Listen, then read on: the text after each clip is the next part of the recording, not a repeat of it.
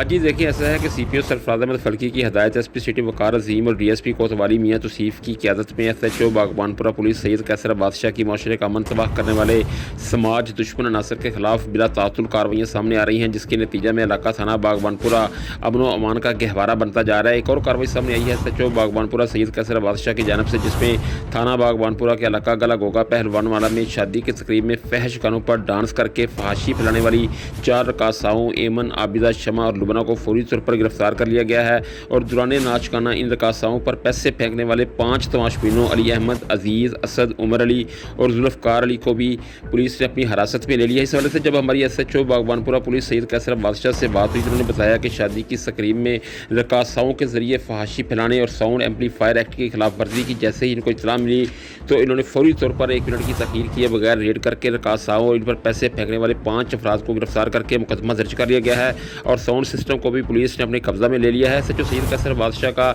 इस हवाले से मजीद कहना था कि शहरियों की खिदमत पुलिस का फ़र्ज़ है। इलाका थाना बागबानपुरा में किसी ऐसी एक्टिविटी की हरगिज़ इजाज़त नहीं दी जाएगी जिससे शहरियों को मुश्किलात का सामना करना पड़े। दूसरी जानब गैर अखलाकी गानों पर फहाशी फैलाने वालों के खिलाफ बर वक्त कार्रवाई अमल में लाने पर शहरियों ने एसएचओ सैयद कैसर बादशाह, एएसआई शौकत भट्ट, कांस्टेबलान वकास, इफ्तिखार और मुजम्मल हुसैन को भरपूर खराज तहसीन पेश करते हुए सीपीओ सरफराज अहमद फल्की का शुक्रिया अदा किया है। जी।